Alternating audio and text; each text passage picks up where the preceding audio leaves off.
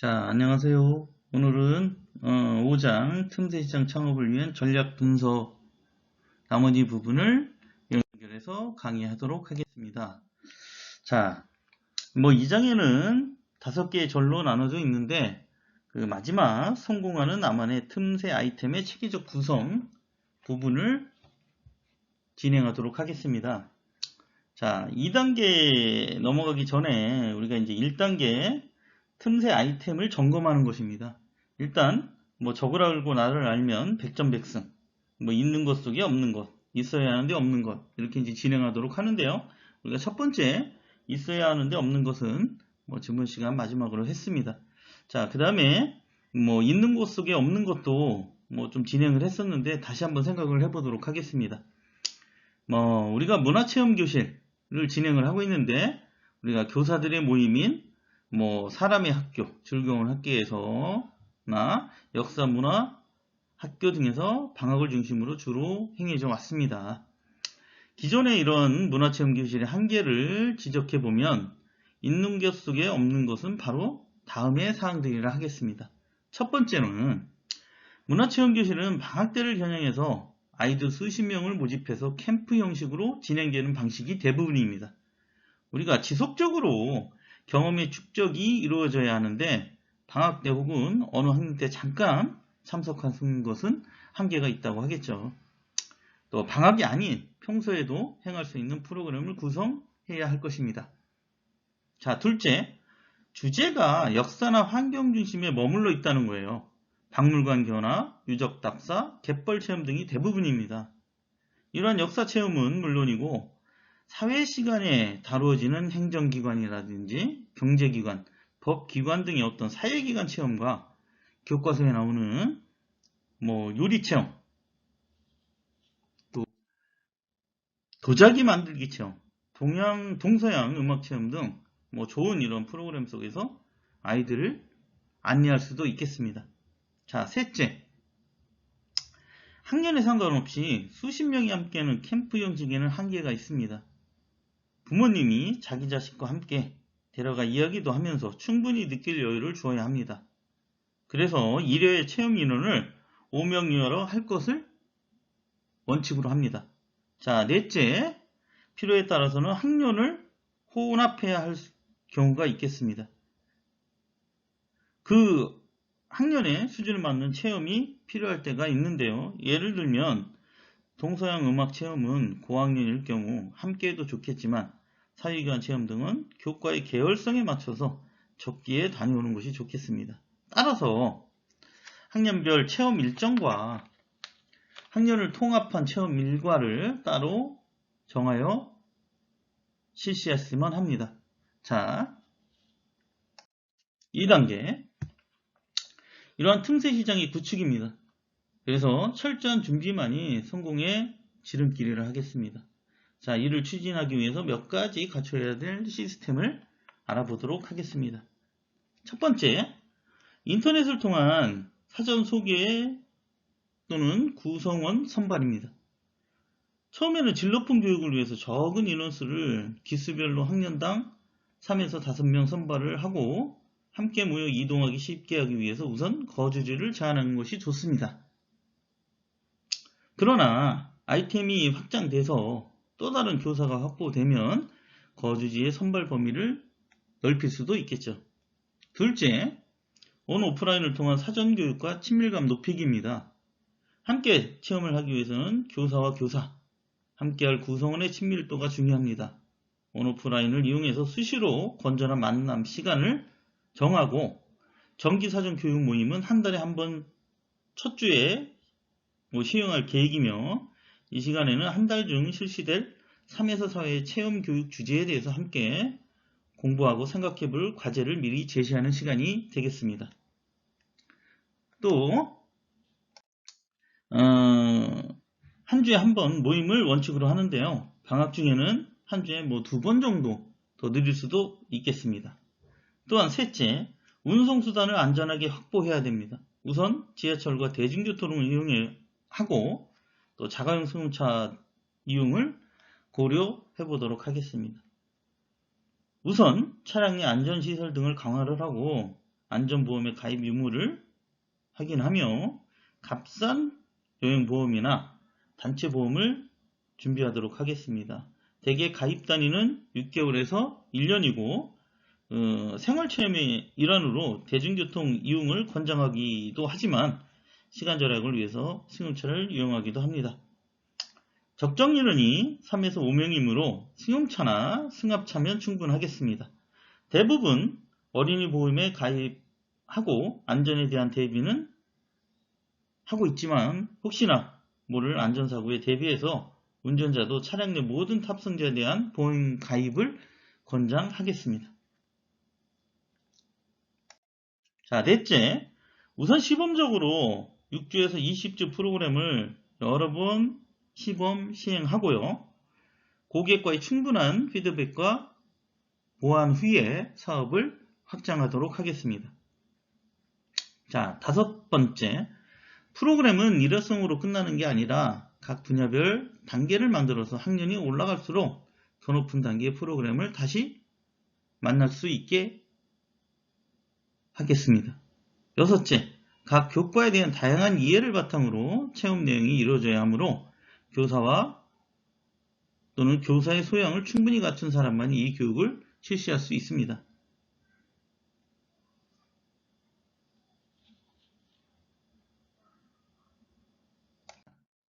일곱 번째, 반드시 본인이 직접 체험한 것을 홈페이지를 통해서 피드백하고 본인의 소감과 사진을 함께 모아서 자료집을 만들어서 아이들에게 제공합니다. 또한 부모님의 소감도 함께 피드백하면 좋겠습니다. 여덟째, 회비는 선납이고 계좌 이체 방식으로 하면서 반드시 16주에서 20주 프로그램 소개 후 한 번에 미리 납부하도록 합니다.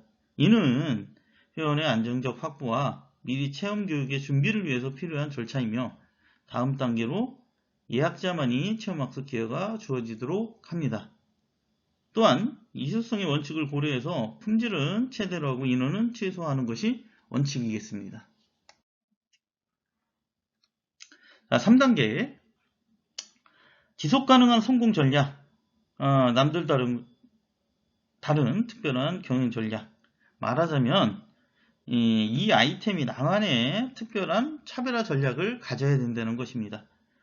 첫 번째는 우선 함께할 구성원과 사전교육을 통해서 적은 인원을 직접 선발하는 방식으로 앞에서 말씀드렸던 희소성과 진로품 교육을 유지하기 위한 방법으로 예약자를 받습니다. 둘째로 일회성으로 그 장소에 대한 해설만 그치는 게 아니라 그 학년별 프로그램과 분야별 프로그램을 단계별로 실시해서 교육 과정 발달에 따른 어떤 차별화되고 향상된 프로그램을 만날 수 있도록 준비를 합니다. 셋째, 형제가 적은 가정에서 배우기 힘든 사회 공동체 의식을 인터넷과 답사회장에서 배우고 심어줄 수 있는 열린 만남의 장을 구성해야 되겠습니다. 넷째, 경쟁자가 많아도 비용을 높이지 않고 고객의 만족과 신뢰감을 쌓을 수 있도록 해야 됩니다. 학생들과의 어떤 체험 경험에서 얻은 노하우를 통해서 오히려 교육의 질과 점차 향상되어 간다는 어떤 장점을 가지고 있습니다. 이는 후발주자가 시작을 하더라도 이미 우리의 고유 이미지와 충실한 고객군을 확보하게 되어 쉽게 우리를 추월하기 힘든 요인이 될 수 있다고 하겠습니다. 다섯 번째, 계속적인 가치 혁신을 통해서 또 다른 업그레이드된 체험교육 프로그램을 개발해 나가야 되겠습니다.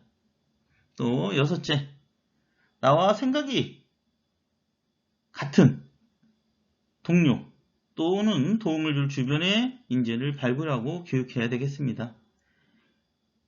이때 생각이 젊고 교육에 관심이 많은 이런 어머님들의 도움도 있었으면 좋을 듯 합니다.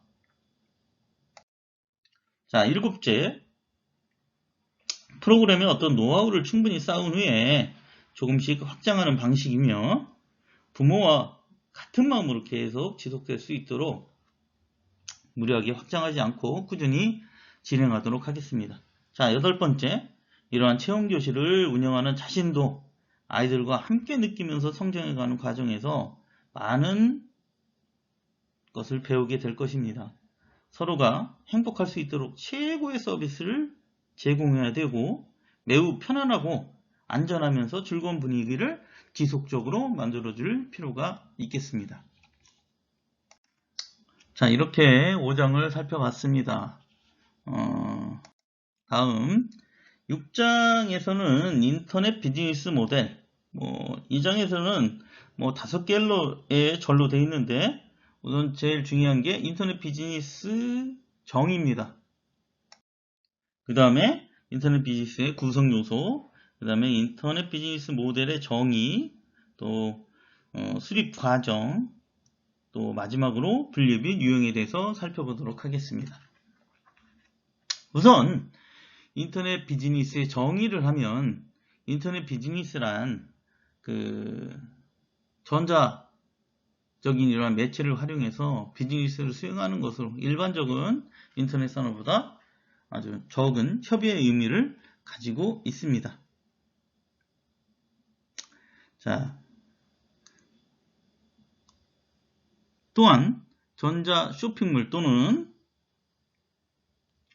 인터넷 쇼핑몰보다 더 넓은 개념이며 우리가 대개 이 비즈니스 또는 전자상거래와 유사한 의미를 쓰이고 있습니다. 또 최근에는 이러한 그 범위가 모든 기업 활동을 포함하는 개념으로 발전하고 있습니다.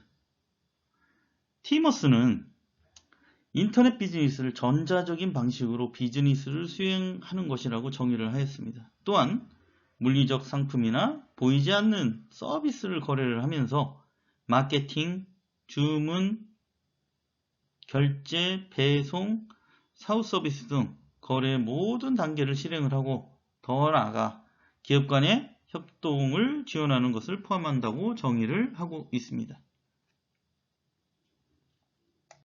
또한 국내 학자들은 정보기술을 기반으로 해서 인터넷이 가상공간, 사이버 스페이스에서 창출하는 모든 비즈니스라고 정의를 하고 있습니다. 또한 김진우 씨는 인터넷을 매개로 한 재반 거래 행위라고 광범위하게 정의를 하고 있으면서 인터넷을 이용해서 다양한 형태의 상품과 서비스를 제공하고 그에 대한 보상을 받는 모든 거래 행위라고 말하고 있습니다.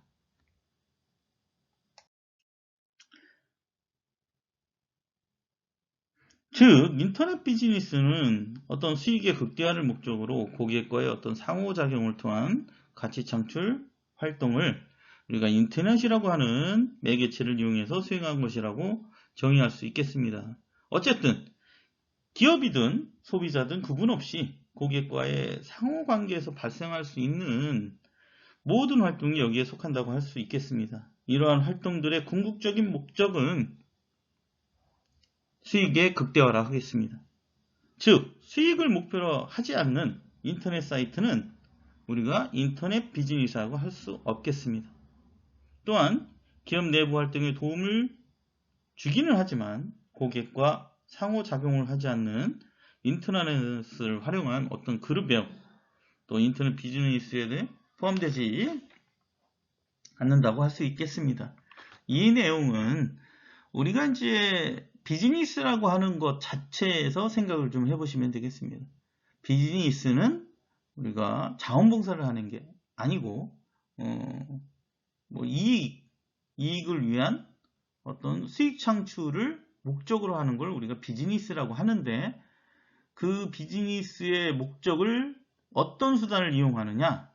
결국은 인터넷을 이용해서 하는 비즈니스를 우리가 인터넷 비즈니스하고 붙여서 얘기를 하고 있습니다. 마지막에 얘기했듯이 인트라넷 또 인터넷 그 자체는 우리가 비즈니스를 하는 수단에 지나지 않는데 특히 인트라넷 같은 경우는 기업 내부에서 하는 망이라고 하기 때문에 이건 인터넷 비즈니스에 포함되지 않는다. 이렇게 이야기를 하고 있습니다. 자, 두 번째 절, 인터넷 비즈니스 구성 요소가 되겠습니다. 일단 제일 중요한 목표 고객과 시장. 정의에서 살펴보았듯이 인터넷 비즈니스는 고객과의 어떤 상호작용이 필수적입니다.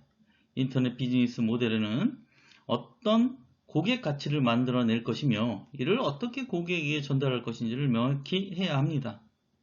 그래서 인터넷 비즈니스에서 고객이 어떤 의미를 가지는지 알아보도록 하겠습니다.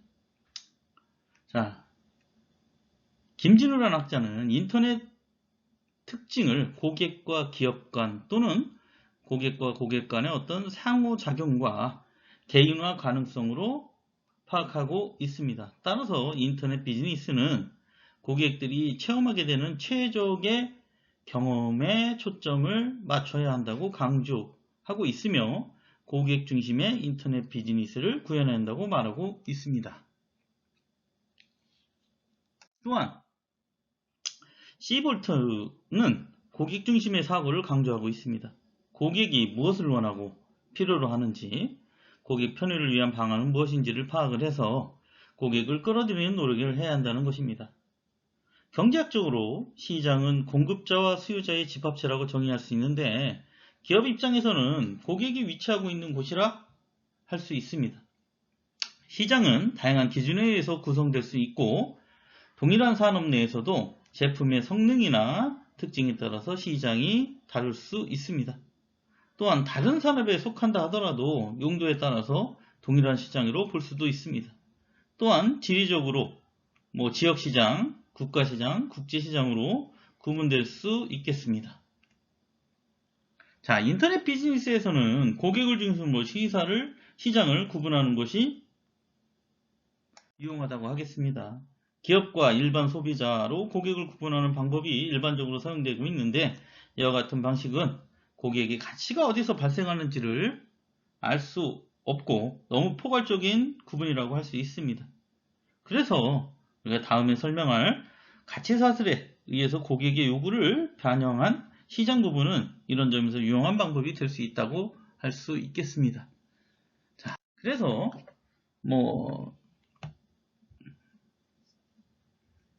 가치사슬과 역할에 대해서 한번 보도록 하겠습니다. 이런 가치사슬은 밸류체인은 한 기업의 활동을 전략적으로 연결성이 있는 몇 개의 활동들로 나누어서 원가가 발생하는 원천과 자사의 제품을 경상사의 제품과 차별화시키는 원천을 밝혀내기 위해서 도입된 것이라 할 수 있겠습니다. 마이클 포터가 개발해낸 개념이기도 하는데 즉 한 단위의 상품이나 서비스를 판매하기 위해서는 디자인, 생산, 판매, 배송 등 여러 단계를 거치게 되는데 이때 각 단계마다 가치가 발생하게 돼서 이런 가치를 창출하는 일련의 단계를 우리가 밸류체인 가치사슬이라고 합니다. 자, 가치사슬은 총 가치로 표시되어 있고 이는 가치 활동과 이윤으로 구성됩니다. 가치 활동은 기업이 수행하는 활동 가운데 기술적, 물리적으로 구별이 되는 활동이고 소비자에게 가치 있는 제품을 제공하기 위해서 필요한 기업의 활동이라고 할 수 있겠죠. 물론 이윤은 기업이 창출한 총 가치에서 가치 활동을 수행하는 데 필요한 총 원가를 뺀 차액을 이야기하고 있습니다. 자, 잠재이익과 수익에 대한 개념 정리를 한번 보도록 하겠습니다. 이러한 인터넷 비즈니스는 기본적으로 수익을 목표로 활동하는 것이라고 말씀드렸습니다. 이를 통해서 얻을 수 있는 이익은 매우 다양합니다. 한스는 인터넷 비즈니스를 통해서 얻을 수 있는 이익을 크게 두 가지로 나눠봤는데요. 제품이나 서비스에 있어서 개선을 통해서 얻을 수 있는 이런 잠재적 이익과 직접적으로 발생하는 수익으로 구분을 하였습니다.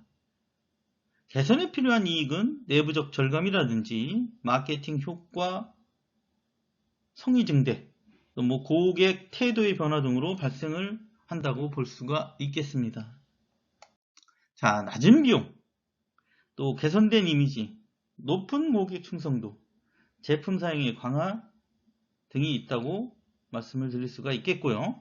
또 직접적인 수익은 제공자에 의한 수익과 사용자에 의한 수익으로 나눠볼 수가 있는데 제공자에게 기초한 수익은 기본적으로 웹사이트 사용자에게 도달하려고 하는 다른 기업의 어떤 인터넷 비즈니스 사업자에게 지불되는 거라고 할 수 있겠습니다.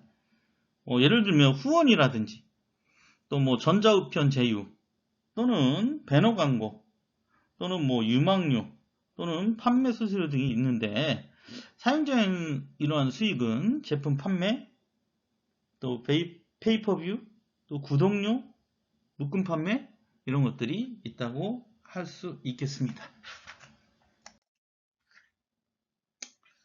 자, 필요한 자원과 핵심 역량. 우리가 인터넷 비즈니스를 시작하면서 이러한 앞에서 얘기했던 가치사슬 활동을 전개하기 위해서, 또한 고객을 유인하고 수익을 창출하기 위해서 기업은 지원을 필요로 합니다.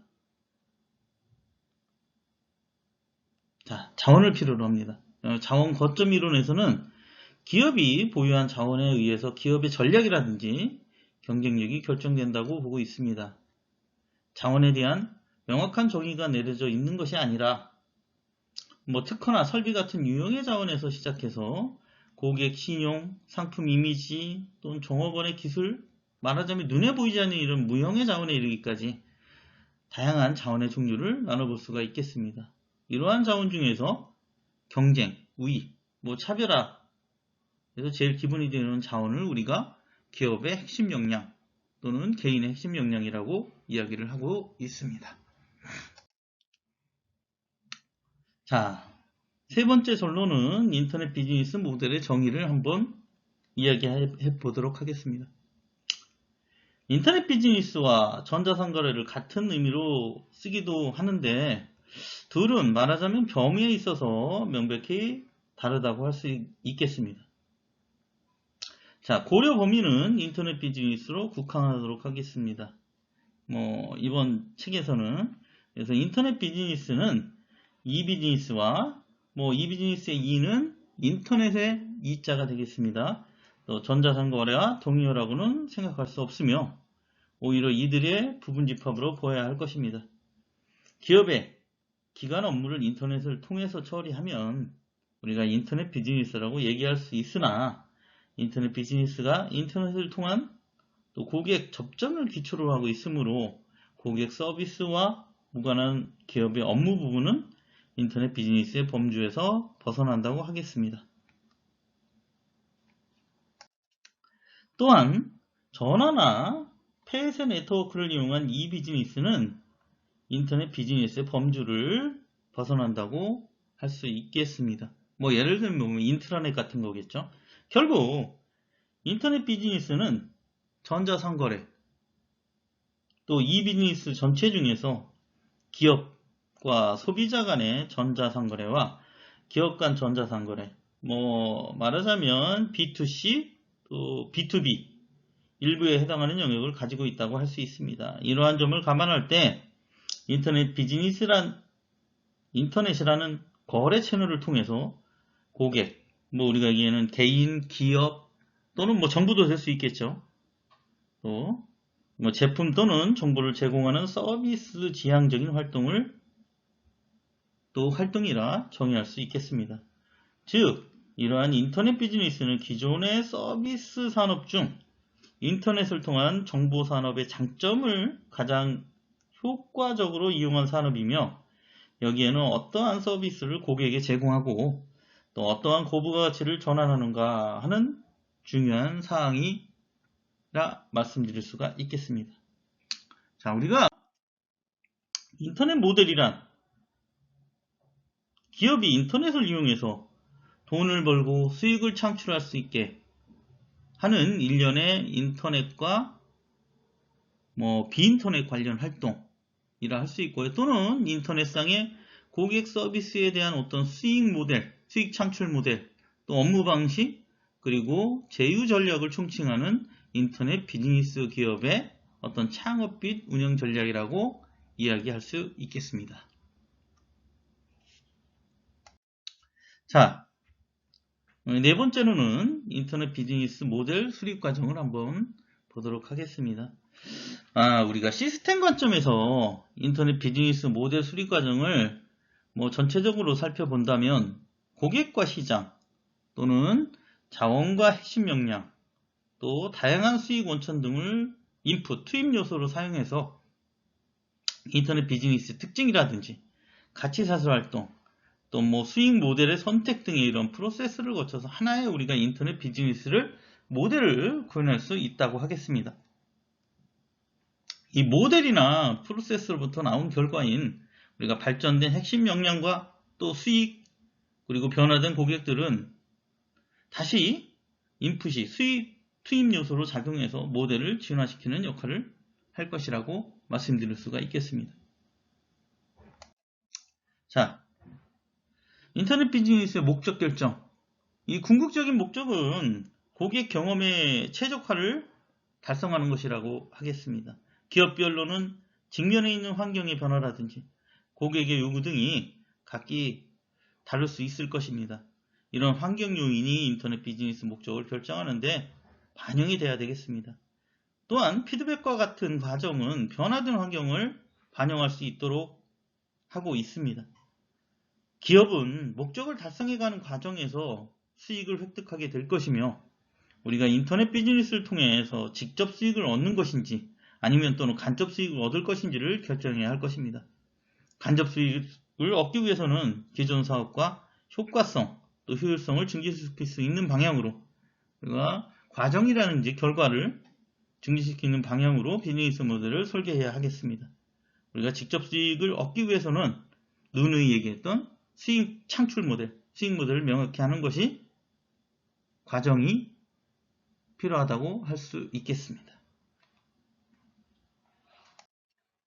자, 가치사슬의 활동의 역할, 또 우리가 가치사슬 분석을 통해서 역할을 결정할 때는 고객의 어떤 욕구와 가치, 기업이나 창업자가 가지고 있는 또 자원이나 핵심 역량, 경쟁자들을 고려해 볼 필요가 있겠습니다.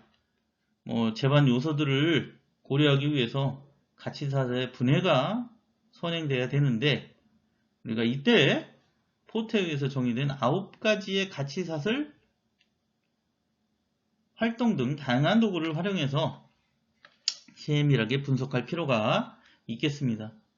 기업이나 창업자는 세분화된 가치사슬 활동과 보유하고 있는 핵심 역량이나 이러한 자원을 결합해서 경쟁 우위를 가질 수 있는 이런 가치사슬 활동을 선택해야 하겠습니다. 이때 규모의 경제라든지 또 범위의 경제 또 기존 가치사슬과의 어떤 연관성들이 이러한 가치사슬 활동을 선택하는 데 있어서 기준을 제시할 수 있을 것입니다. 우리가 인터넷 비즈니스를 수행하면서 축적된 핵심 역량은 이런 위의 과정을 거치면서 모델의 진화에 반영되어야 될 것입니다. 자, 수익 모델을 선택하는 과정이 굉장히 중요한데요. 앞에서 언급했듯이 인터넷 비즈니스에서 수익 모델의 선택은 주요 활동과 반드시 직결될 필요는 없습니다. 따라서 다양한 수익 원천을 고려해야 하며 고객의 가치와 상충되지 않도록 해야 되겠습니다. 핵심 역량의 축적을 위해서 단기적으로 수익 획득을 보류하는 경우도 있을 수 있는데 예를 들면 정보 서비스를 제공하는 인터넷 사이트의 경우 고객 정보를 모으는 동안에는 정보 제공에 대한 가격을 낮추거나 무료로 할 수도 있을 것입니다.